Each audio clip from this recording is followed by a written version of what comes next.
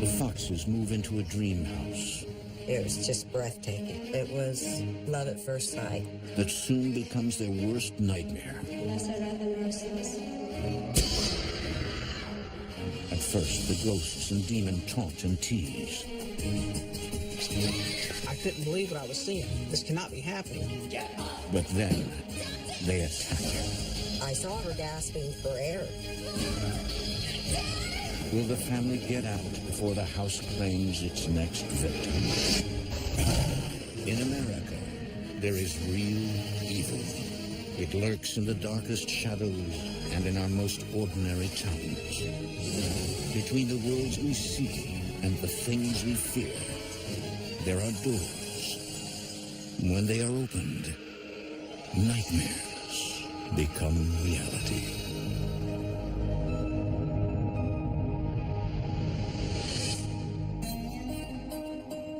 Nestled in the Ozark Mountain region of northwest Arkansas, the small town of Lowell is the kind of place people move to for a slower pace of life and the peace and quiet of country living.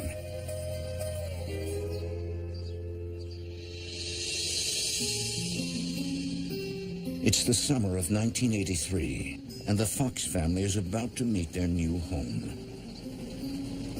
When we first pulled up to the driveway, it was just breathtaking. It was like Gone with the Wind, Arkansas style. We had been living in Iowa, and jobs were so scarce. It's like we had finally made it, you know? Dad and Mom's hard work was paying off.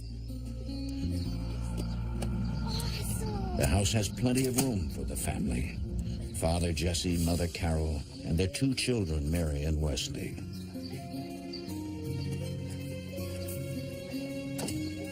Is this all ours? Sure is.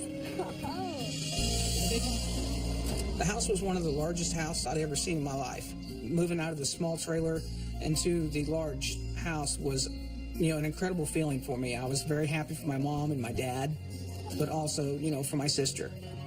Wesley was my baby, and he was 8 years old. There's 9 years between Mary and Wesley. Mary quit school. She was 17, and we depended on her to take care of Wesley and do the work around the house. Thanks, Mom. My mother is still to this day one of the sweetest, kindest people I have ever known. I was close to both of my parents. Okay, you guys, we're never going to get the rest of the stuff in the house if you don't stop fooling around. My father, Jesse, was typically Irish. At that point, he was fun. The Fox family feels they have lucked out in landing this house. The plant manager at the cannery where Jesse works rents the home out cheap to employees. Grab the door here, buddy. Carol and Jesse are surprised at how inexpensive the house is. But sometimes, good deals are good deals for a reason. Awesome. You said it was nice, but this is amazing. Dad, where am I going to sleep? Well, that's the best part, kiddo. You each get to pick your own rooms. Really? All right. Wesley, I'm older than you, so I get the biggest room. Mary instantly falls in love with the house. It was just everywhere you looked, it was another wonder. Wow, we're going to be living here? And then Mary discovers the attic.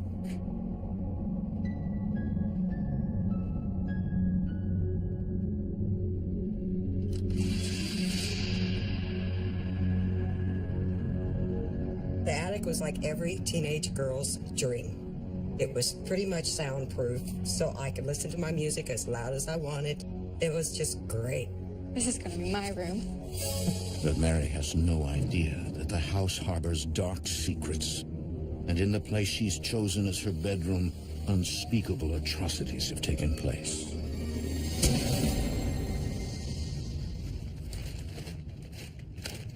Later that afternoon, Mary unpacks boxes and watches her little brother while her parents are at work.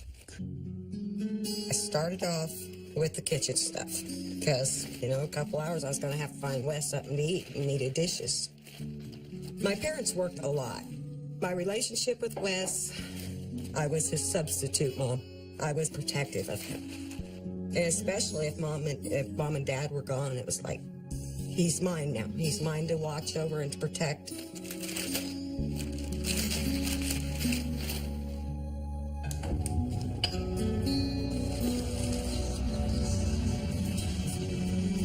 Suddenly, Mary gets the feeling there's someone in the room. I had a sensation like somebody was really close. And I feel a little breeze. It was a cool breeze. No vents, no air conditioning. I didn't even have a box fan set up in there yet. This is July in Arkansas. It's hot and it is very humid. Outside, nothing stirs. I thought it was strange, but there's got to be a reason for it. I decided it's an old house. There's probably cracks and God only knows what else.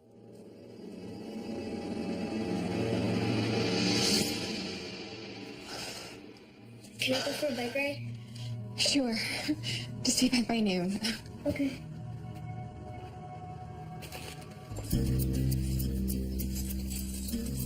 Wesley decides to explore his new stomping grounds. I decided I wanted to just go ride around the neighborhood.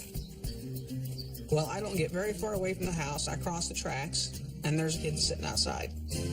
Hey, who are you? You don't live around here. No, I do. Just moved in the big house back there. I wouldn't live there if I was you. Why? That house is haunted. Get out! No, that house is very haunted. I've seen it. There are no such things as ghosts. R2. Ghosts did not exist. It was all just crazy nonsense, kids being kids kind of thing. A few days later, the house is mostly unpacked, and the Fox family is ready to entertain. Dad decided he was going to have barbecue on a day off. It was a lot to celebrate. It was beautiful. Of course, it was hot, but we had the barbecue. I'm gonna get you. No, you're not. One of the people that came over was my niece, Christy. She was closer to my age, so we were pretty, good playmates. Hey, you wanna go in the basement? No, it looks creepy. What are you, scared? No. Then come on. The basement was a huge play area, especially for an 8-year-old boy. I thought that was going to be the perfect place to go play hide and go seek, is because you could go into almost any room, and it's going to take a while for someone to find you.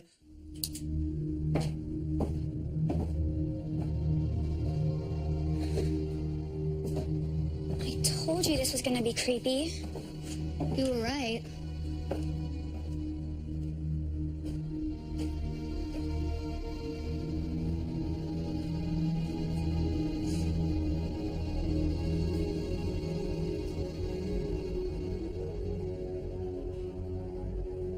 I wonder what's in here. Open it. Whoa. That thing is really creepy. Yeah. Hey, did you hear something? I'm not scared, Wesley Fox. No. Shh. What? Over there.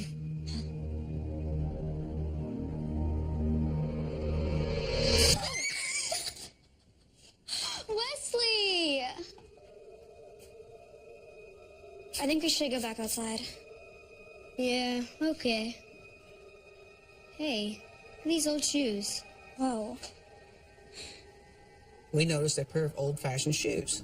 The shoes didn't look like anything other than just a pair of old shoes. They must have been left behind by the people who used to live here. I don't know. I'd never seen them before. You haven't?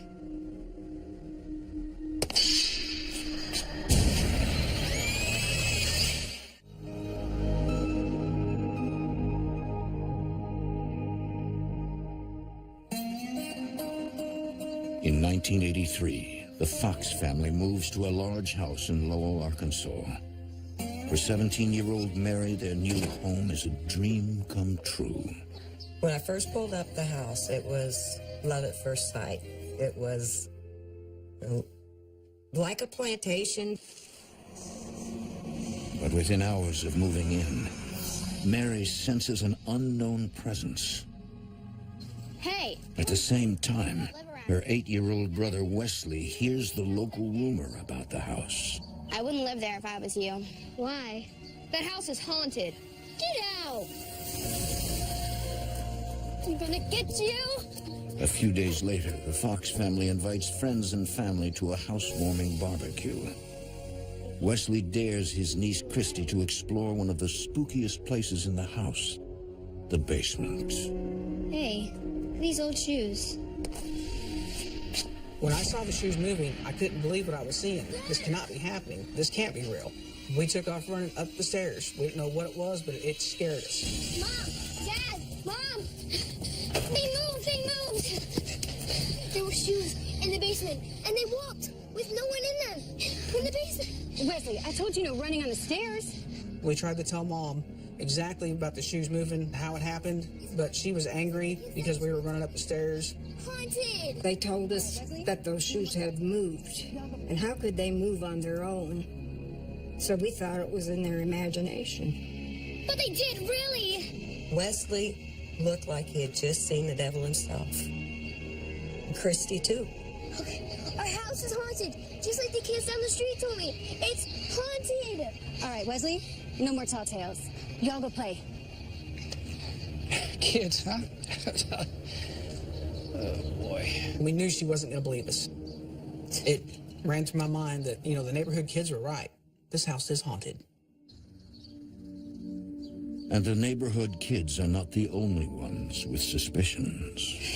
I guess the rumors are true. They know about the stories? The murders?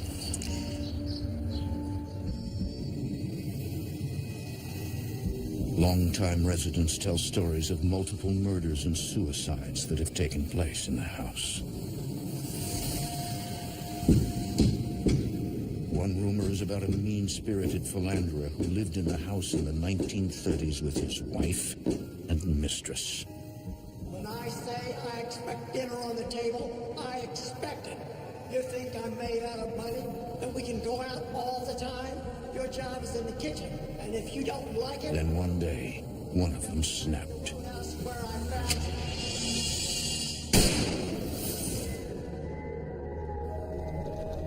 But no one in town dares tell the Foxes what they've heard.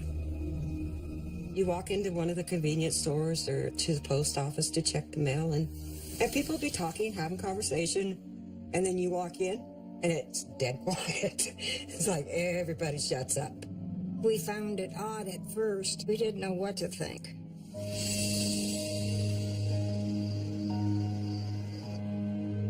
Several weeks after moving into the house, Mary is up late watching a movie.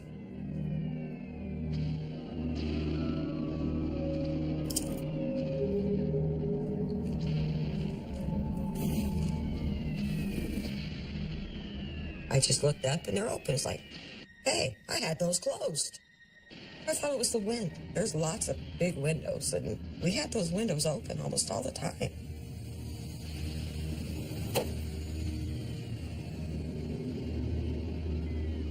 And I just, it's got to be the breeze.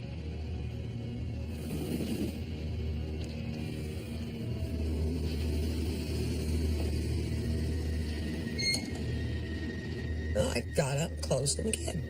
And then I locked one of them. They had the little old-fashioned locks. If you lock the last door, then that lock is supposed to keep the first door from being able to open.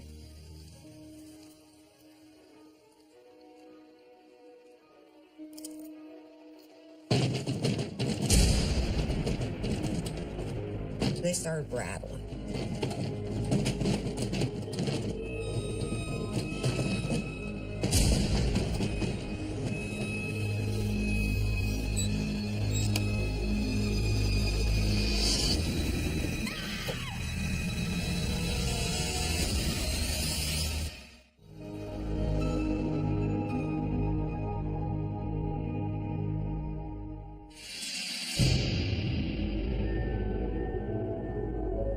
Within days of moving in, Mary Fox and her younger brother Wesley know that something is wrong. terribly wrong with their family's new house in Lowell, Arkansas. Hey, Wesley sees shoes move on their own in the basement, while Mary senses they are not alone in the house. It felt like you were intruding.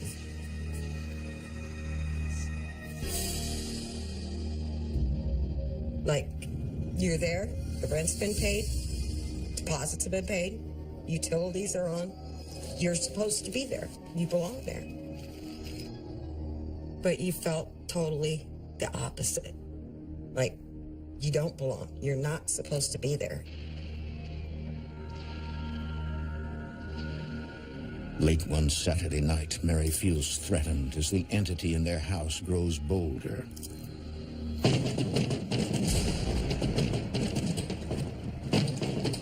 The rattling started. It was like somebody was on the other side of these doors, and I know there's no one on the other side. And then, boom, they went open.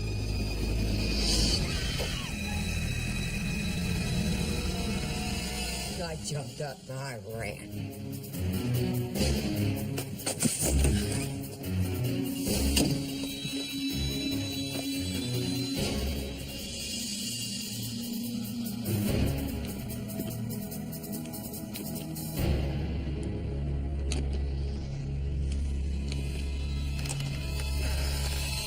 Mary, do you know what time it is? Mom, Mary, it's late. You've been running through the halls. You've left all the lights on downstairs. Do you think your father and I are made of money? I'm sorry, but... Mom was a very light sleeper. I got the lecture about how, yeah, I'm a night owl, but other people have to get some sleep because they have to get up and go to work the next day. I think something's wrong with this house. The house is fine. I'm going back to bed, and you should too.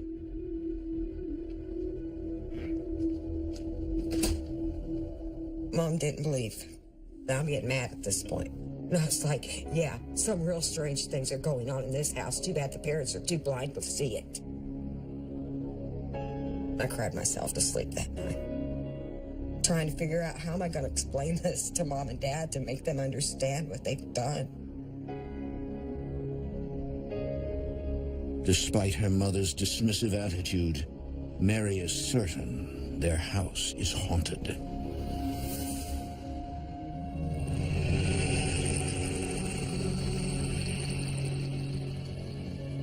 And the bumps in the night continue.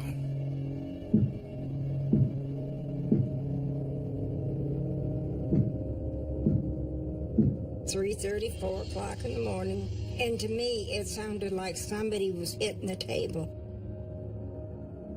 Carol thinks Mary is up late again. She decides it's not worth her precious sleep time to get up. What the hell was she doing? She knew we had to get up early. But Mary is fast asleep.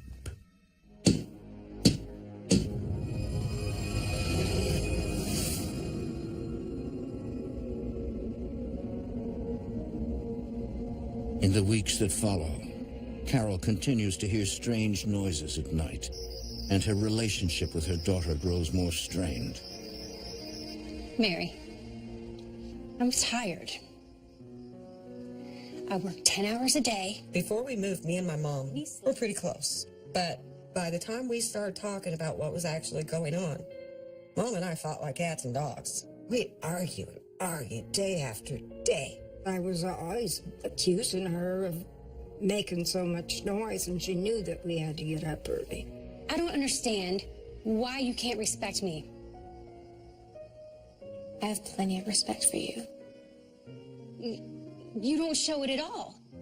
And I come home and you're running around the house, and then you're hiding in your room. You're so distant. Got it, Mom. Got it? Mary, you're not listening to me. Why? I've heard it all before. You're hearing noises at night, somebody's making a racket, and as usual, you blame me. But why can't you see there's something wrong with this house, Mom? Mary? There's something else here with us, a ghost or something. Mary, you're on my last nerve.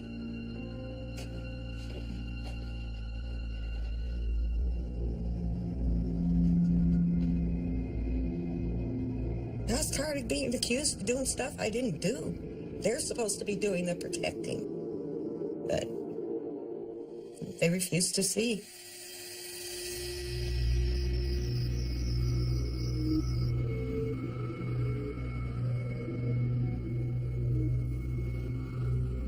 One night, Mary has a dream in which she wanders through the house and eventually finds herself in her own bedroom. I'm seeing the attic and I see hooded figures. All of them but one are in black. And there's one that's in a red, bright red. Except it's blood.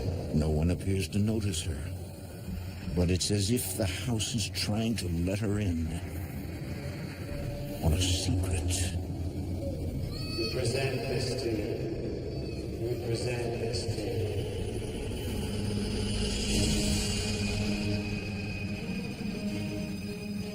Blessed are the unholy. Blessed are the merciless. Blessed are the merciless. Blessed are the unholy. Blessed are the unholy. Blessed are the merciless. Blessed are the merciless.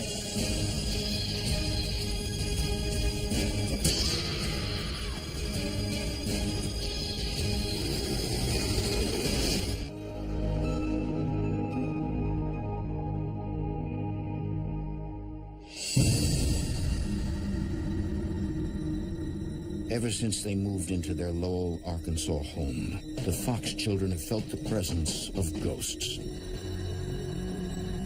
One rumor around town is that the property is haunted by the spirit of an old man murdered in the house in the 1930s. But the Foxes are about to find out he's not the only dark entity to walk these halls.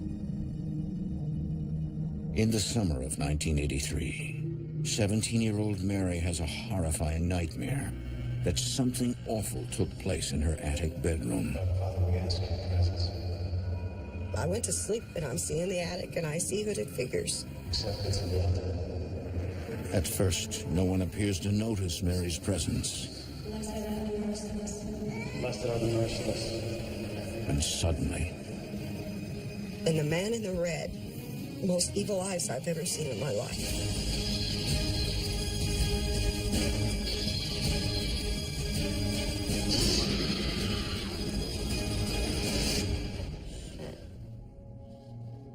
Mary is horrified.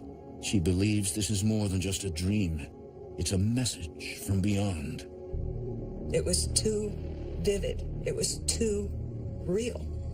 I think the guy in the red, I think he was showing me a story. A story that could have an unhappy ending for Mary.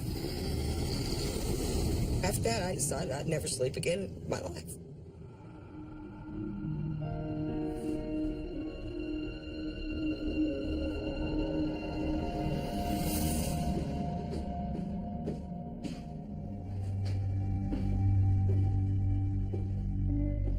Not long after, Mary is suddenly overwhelmed with a profound sadness she cannot explain. I went from normal, happy teenager to all of a sudden I felt so sad. I didn't know why I was so emotional, but I felt like everybody in my family had just been killed in an accident and I was the sole survivor. There's really something going on here. You know, I'm not imagining the god-awful feelings I would get when I would be in that house by myself.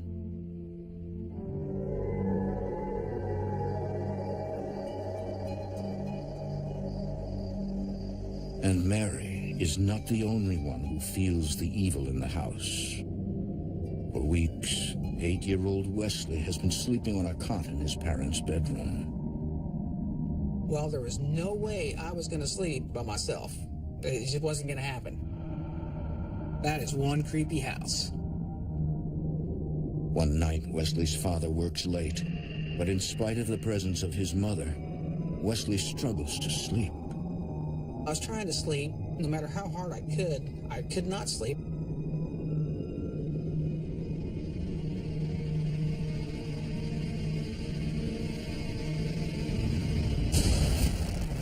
And suddenly, there it was.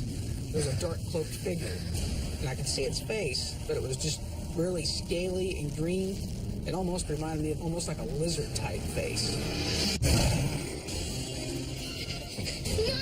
Mommy! I reached over and tried to grab my mom, but she wasn't waking up.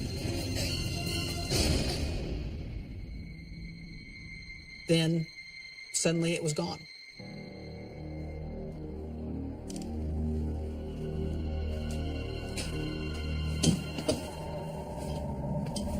I hurried up through the covers over my head. I didn't care if it was hot or not. Wesley eventually tells his mom about what he saw, but she dismisses his fears.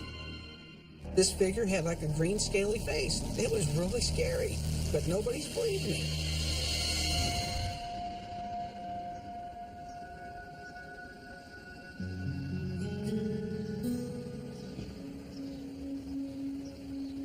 At this point, I was very frustrated and very angry.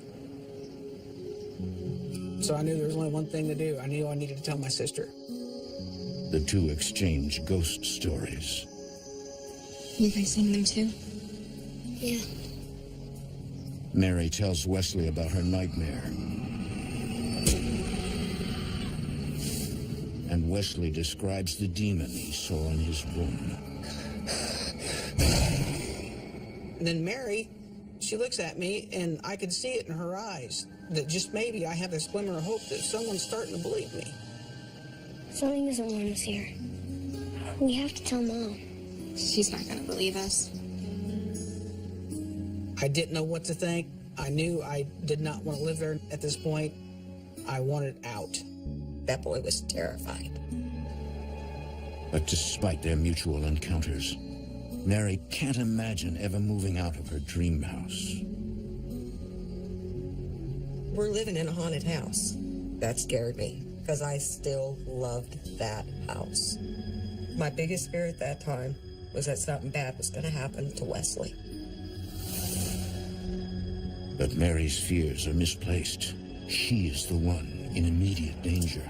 The ghosts are not quite finished with her yet.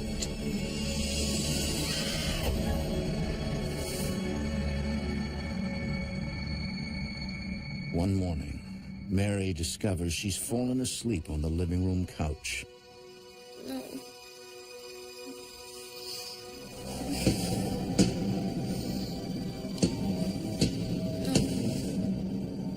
Get up! Get up!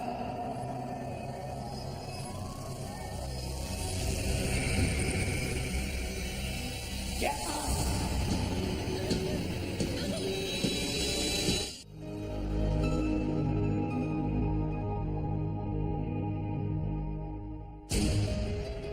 It's the fall of 1983 in Lowell, Arkansas. For the past few months, 17-year-old Mary Fox and her 8-year-old brother Wesley have been haunted by entities that inhabit the house. I was terrified. I tried to stay out of the house as much as possible.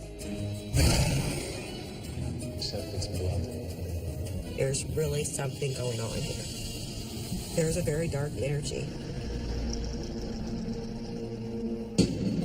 One morning, Mary wakes to find out no place in the house is safe.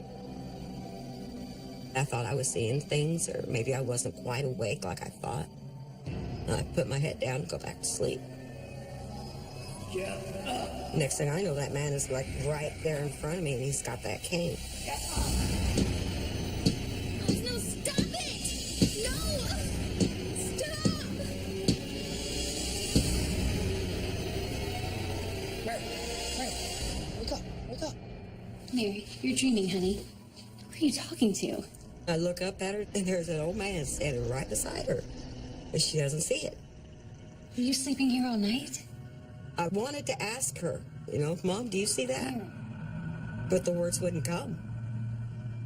I'd open my mouth and nothing would come out.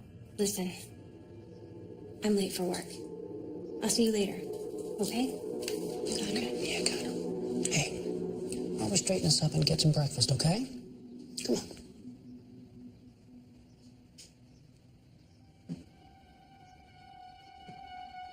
You okay, Mary? What happened to you? It has dark black and purple bruises all across the lower part of my legs. Nothing? This ain't nothing. How'd you get those bruises? I don't know. What do you mean you don't know? Don't know. For Jesse, this is the last straw.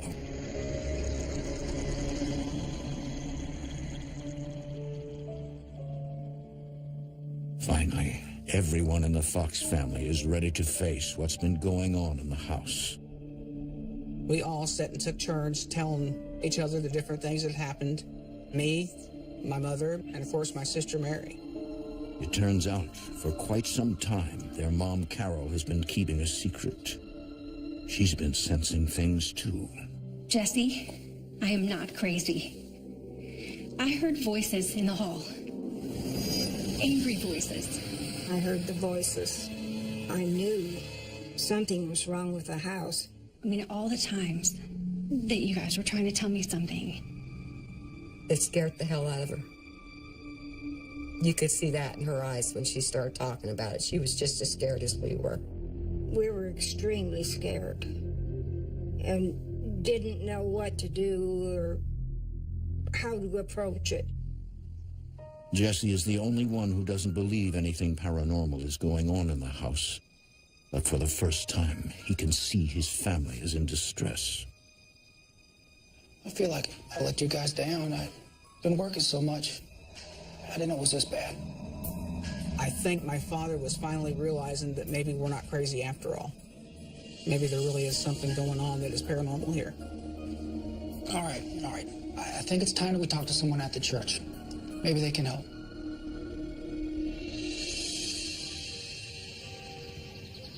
Later that day, Carol and Mary visit their local minister. He turns out to be more skeptical than supportive. He said he didn't believe there was devils or any demons. It made us feel that he just didn't care. He had no interest in trying to help us at all. But he does leave them with one bit of counsel. Read from the Bible, read out loud. Preferably from when Jesus is talking. That gives you more power.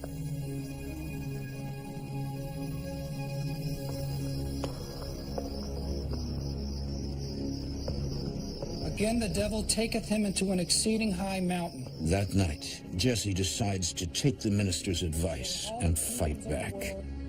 And the glory of him. Then saith Jesus unto him, Get thee hence, Satan, for it is written, Thou shalt worship the Lord thy God, and him only shalt thou serve. Jesse! Some stabbed me. It's like something grabbed a hold and kind of burned his hand. We were very scared. Not only did it go across the room, it went into the next room. And these were big rooms. We'll figure it out. We'll figure it out, okay? At that moment, I realized that there was a lot of power with this entity. I knew it was a very strong entity doing these things. So now, as an 8-year-old boy, I'm fearing for my life. The family is at their wits' end. Jesse decides to contact his sister, Mary. Aunt Mary is a deep believer in the supernatural and thought by many to have psychic gifts. My aunt was what we call an empath, where she could feel things a lot more than what normal people can. Aunt Mary would tell us that if she walked into a house and if there was something in that house, she would know. Aunt Mary! Oh, hi! My goodness, you've gotten so big. Look at you. Aunt Mary was the only person we thought of that maybe could give us some answers.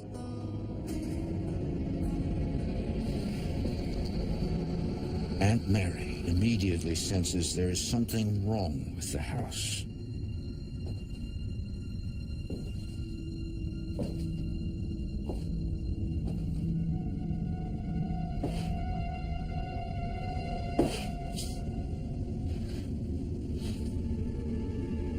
What's up here?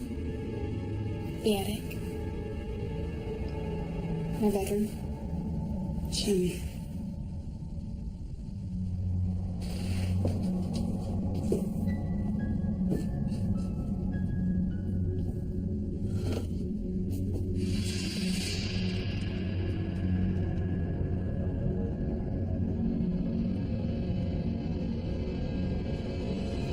She knew it was bad.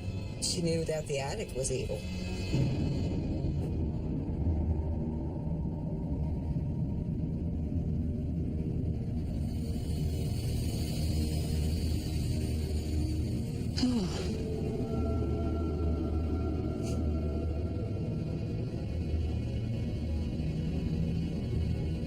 Help me.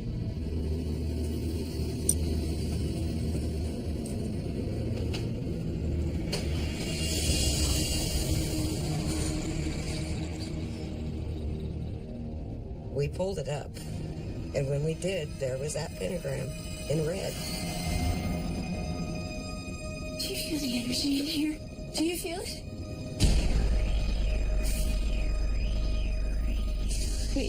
We need to get out of here.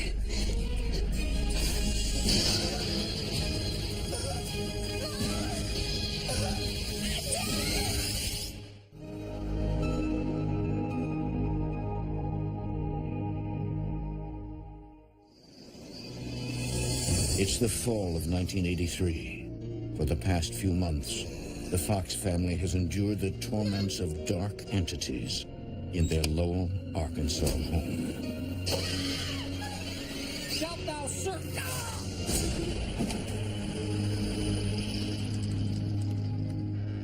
Jesse's sister Mary, a psychic, comes to their aid. Help me. Immediately, she senses the evil in her niece's bedroom when they uncover a pentagram, a sign of the devil. I didn't know it was there, and I did not feel its evil. That scared me too.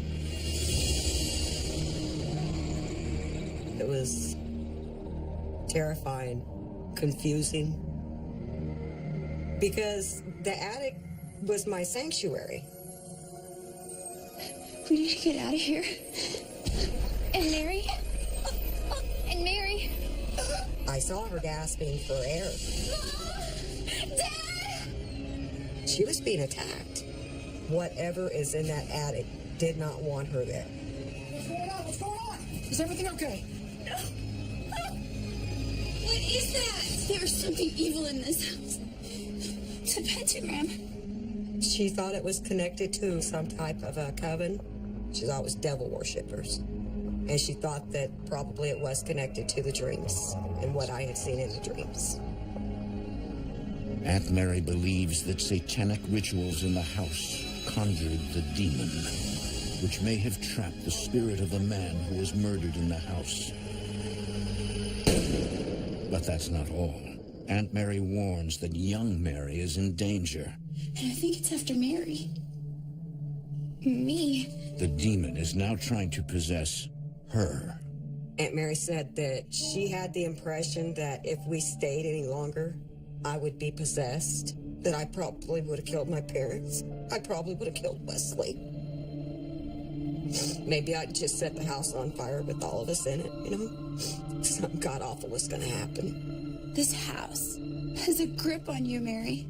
She advised us not to spend another night in that house. Carol and Jesse are convinced. I'm gonna take this to the car, okay? I'll meet you out there. Okay.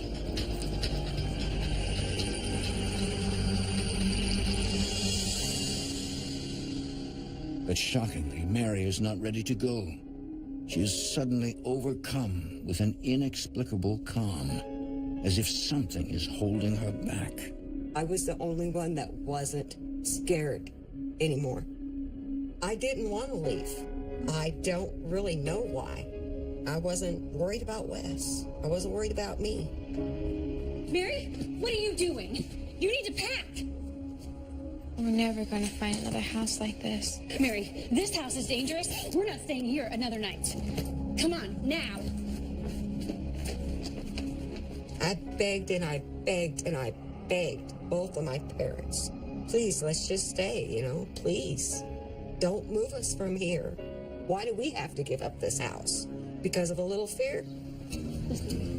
Dad, what's wrong with Mary? Just get in the car, Wes. She'll be better once we get her out of this place. Okay, let's go.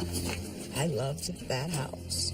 And I don't know if it was like an artificial love, like some thought or desire that they had put in my head. It just felt like it had been given to us and then ripped out from underneath us, you know, like a very cruel joke.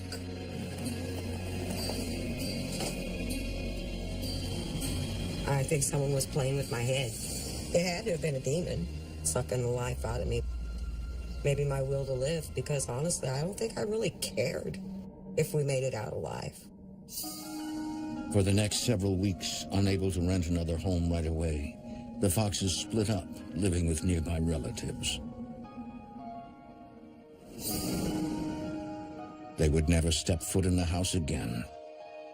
In 1985, 2 years after the Foxes fled, it was torn down. Years later, Mary Fox, her aunt, and her grown brother Wesley, now a paranormal investigator, researched the history of the home. Several locals spoke of a coven that once met at the house. There was a lot of rumors that there was devil worshiping done on that property. Further research confirms that there was a man with a cane who was killed in the house.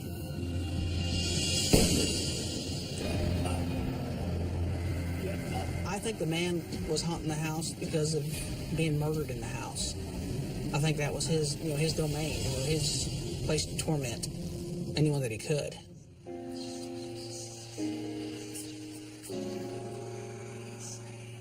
I have never gotten over this experience completely, because there's times when I'll still dream about it. A lot of people don't believe in it. If they ever have an experience with it, they will change their mind. Today, I'm so much into the paranormal. I do ghost tours. I write books. I do everything, and it's all paranormal, paranormal, paranormal. So to me, this house has shaped my life. To be tortured by something that you can't see, but you know it's there. It's worse when it's over, because then you got time to sit and think of all the things that could have happened. In spite of the terror she encountered there, Mary longs for her house and the attic bedroom. I still loved that house. My favorite book's Gone with the Wind, and this was like our terror. To this day, if I win the lottery, I'm going to build a house just like it.